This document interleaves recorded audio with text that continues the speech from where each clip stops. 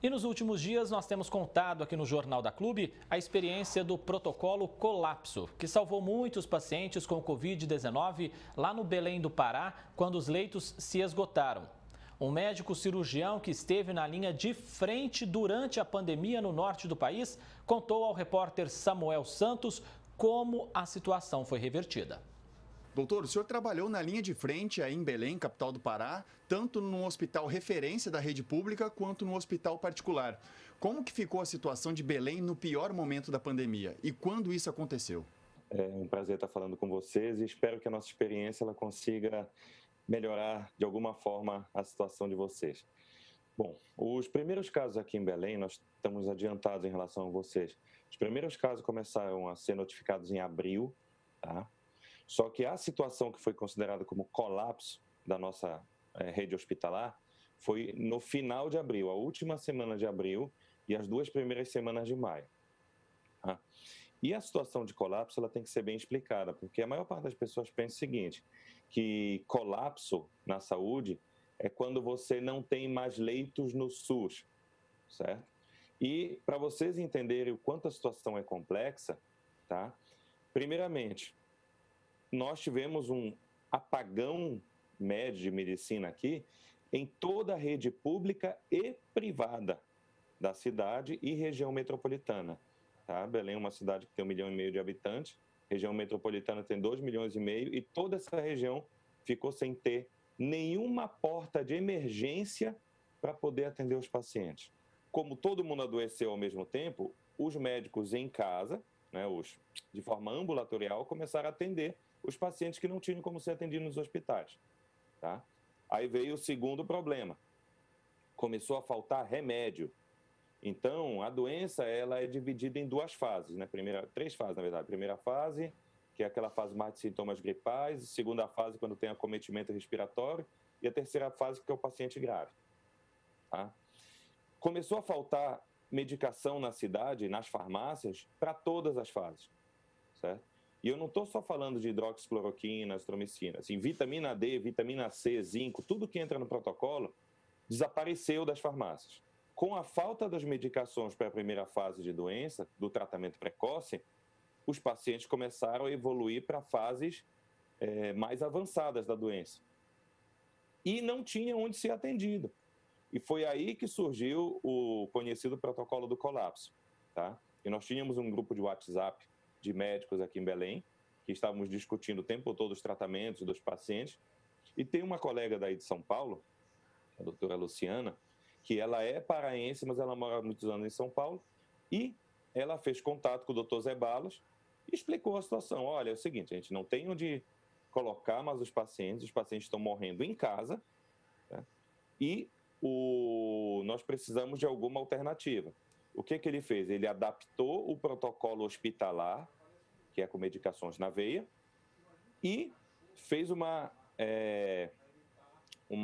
sugestão do que poderia ser feito em casa, com comprimidos, com medicações que podem ser injetados no subcutâneo, na região da barriga, certo?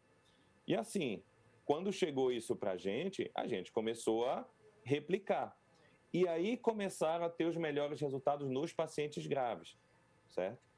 Porque tinha fila de pacientes esperando internação. Alguns eram internados porque estavam na fila, mas muitos acabaram nem sendo internados. Quais são os medicamentos usados no protocolo colapso? Bom, o que é importante? É importante saber que existe o medicamento da primeira fase, certo? Que é aquele que todo mundo discute, da hidroxicloroquina, azitromicina, vitamina D, zinco. E aí nós temos, nos pacientes que não têm uma melhora, que evoluem na doença, que vão para a segunda fase, aí vão aqueles medicamentos, que é geralmente um antibiótico, que você tem a claritromicina e ou usinate, tá? Geralmente você pode associar ou não, dependendo da gravidade do paciente. Você tem anticoagulante, tá? E corticoide. Existia uma grande dúvida no começo sobre se devia entrar corticoide, se não devia. Hoje se sabe que não se deve entrar com corticoide na primeira fase da doença, porque você aumenta o tempo de excreção do vírus, mas que na segunda fase que é quando você já tem acometimento pulmonar, que aí é extremamente benéfico para o paciente.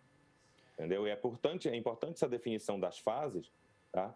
Porque os medicamentos da segunda fase não devem ser utilizados na primeira fase. Assim como, por exemplo, a hidroxicloroquina, que tem toda essa discussão político-partidária aí, se ela funciona ou não, ela não deve ser utilizada na segunda fase. Por isso que a maior parte dos hospitais, eles já dizem que não usam hidroxicloroquina. Por quê? Porque o paciente que está hospitalizado é o paciente de segunda fase. Entendeu? Então, realmente não é para usar. E como está a situação da saúde em Belém hoje? Bom, só para vocês entenderem o que aconteceu. No momento em que se entrou em colapso e que se viu que se tinha que fazer alguma coisa, que estava naquela história. Vai fazer tratamento precoce em todo mundo, não vai? Quando se viu muita gente morrendo, o que se fez? O Estado, tá, abriu vários hospitais que não eram referência para isso, hospitais e policlínicas, e colocou como referência de atendimento para a Covid. E algumas operadoras de saúde grandes daqui, certo, também começaram a fazer esses atendimentos especializados distribuindo medicações, tanto o Estado quanto as operadoras de saúde, certo? Então, começaram a distribuir a hidroxicloroquina, a azitromicina, tudo mais, né? E pode ter toda a discussão do mundo se o protocolo funciona, se esse protocolo de primeira fase funciona ou não. O fato é que, no momento que começou a distribuição, a curva que estava aqui em cima, ela caiu de forma radical, certo? Então, hoje, nós temos uma situação absolutamente sob controle aqui na região metropolitana. Dentro da região metropolitana, hoje, por exemplo, os leitos exclusivos de Covid para a rede pública estão com 40% de ocupação, certo? E a grande maioria desses casos são casos do interior do estado, certo? Dentro da capital mesmo, a taxa de transmissibilidade já reduziu muito drasticamente. Ribeirão Preto, doutor, vive um dos piores momentos da pandemia neste momento. Há alguns dias, passamos de 90% de ocupação dos leitos de CTI. O senhor recomendaria o uso do protocolo colapso aqui na cidade? Bom, isso é uma coisa que tem que ficar bem clara. O protocolo colapso, que é esse protocolo que foi para tratamento ambulatorial, certo? Ele só existiu porque não havia onde se internar os pacientes. Esses pacientes de segunda fase, eles têm que estar internados, sendo tratados, certo? A regime hospitalar. Agora, no momento em que você não tem mais onde colocar os pacientes, você não tem também que deixar o paciente morrer em casa. Aí, você tem que fazer as medicações de segunda fase, todas bonitinhas. Aquilo que eu já disse, a discussão sobre tratar precoce ou não, certo? O que a gente já sabe hoje? Que as drogas da primeira fase, a hidroxicloroquina, a azitromicina, elas são drogas muito seguras, certo? Aqui na região amazônica, a hidroxicloroquina, até antes da politização da droga, ela era uma droga que era distribuída por agentes de saúde. Nós temos aqui grandes regiões desassistidas de médicos e que são endêmicas de malária, em que o paciente tem malária, o agente de saúde vai lá, faz a gota espessa, vê, você está com malária, puxa do bolso a hidroxicloroquina e dá para o paciente. Nunca teve, né, teste cardiológico, nada disso, certo?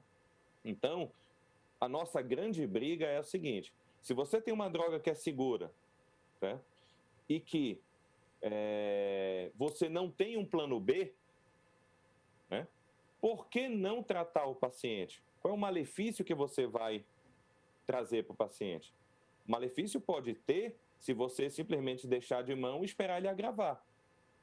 Porque, assim, 20% dos pacientes agravam, mas quando vem a onda da doença, é 20% de muita gente. Então, quebra qualquer sistema de saúde. Então, a nossa recomendação é trate precoce na primeira fase, certo? E, caso o paciente vá para a segunda fase, o paciente deve ser internado. Na ausência de leito, aí você entra com as drogas do protocolo colapso, certo? Doutor, muito obrigado pela sua participação e que a situação melhore cada dia mais por aí. E que melhore para vocês também. A gente reza que vocês não passem por nenhum décimo do que a gente passou por aqui.